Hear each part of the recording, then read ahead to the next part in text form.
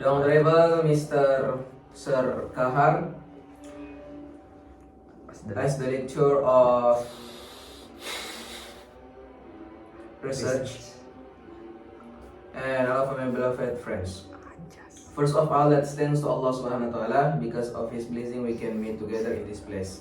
Salawat and salam never forget to deliver our Prophet Muhammad Sallallahu Alaihi Wasallam. Allahumma salli ala Sayyidina Muhammad. Before we start our presentation today, let's recite basmalah together. Bismillahirrahmanirrahim. For the next agenda is introduction and presentation session. And presenter first. The first presenter is Afririzal Ghifari, and the second presenter is Zaky zamaksyari, and the last presenter is Ashfary Mukrim. Alright, let's move in question. Question number 1 is, what do you know about putting the planning into action in this context? And Afririzal Ghifari, time is yours. Thank you for the opportunity. As I know, putting the planning into action generally refers to the process of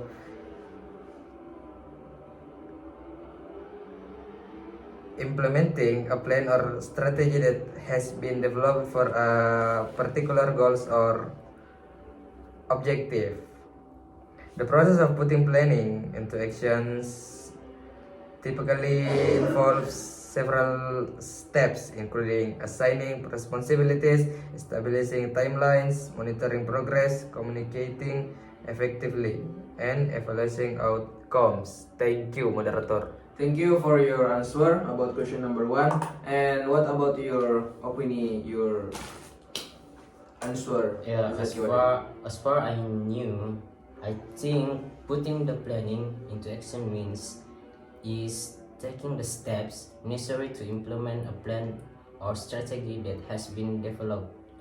It involves taking the ideas, goals, and objectives that have been established during the planning process and executing them through specific action and tasks. Yeah, I think that. Okay, thank you. And my answer about question number 1 is, I think it involves taking the ideas, goals, and objectives that have been established during the planning process and executing them through specific action and task. Alright, question number 2 is, what are some ways of collecting information in your classroom?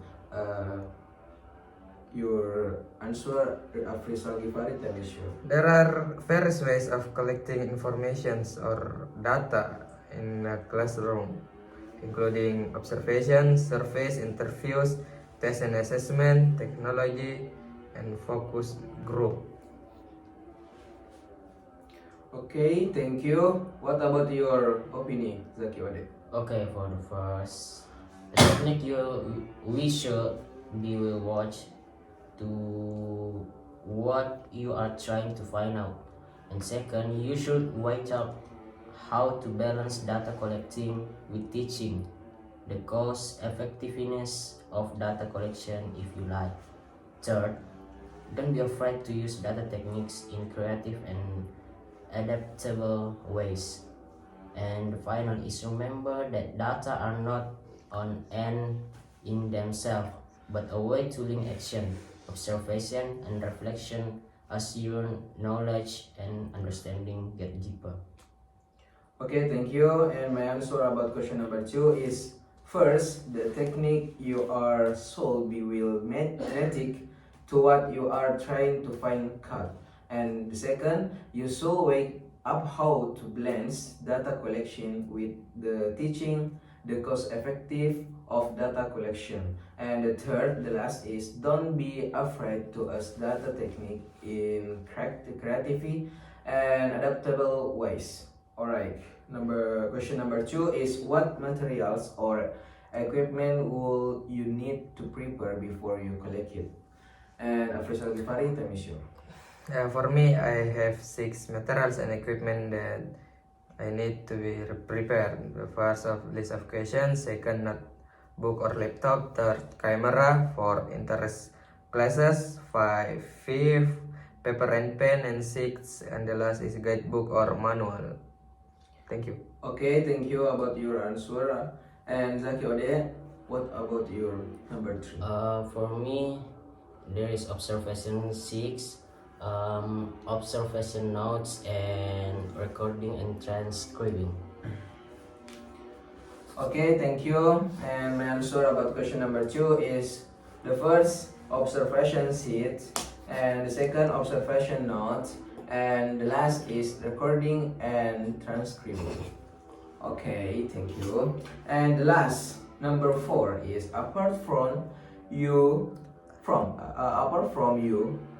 who else might be involved involved when you collect data about your Afririzal mission? I have three people who will help me or they will be involved when I collect the data. Okay. First is my partner, second is the teacher, and third is the students. Thank you. Yes, thank you, Zaky Ode. Your Yeah. answer.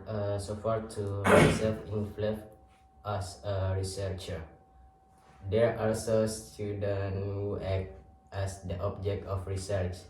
The principal who acts as an observer as well as a research person, as well as I peer who also acts as an observer.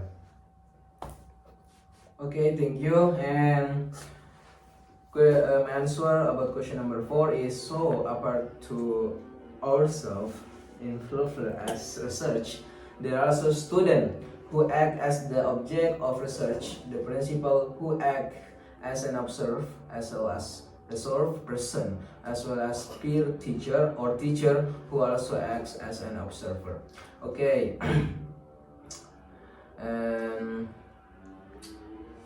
And now for the next session is the last. And before you close this presentation today, I will say thank you for your participation. Hope you feel presentation today will be benefit for us. To close this agenda, let's say hamdalah together. Alhamdulillahirabbil alamin. Wassalamualaikum warahmatullahi wabarakatuh. Waalaikumsalam.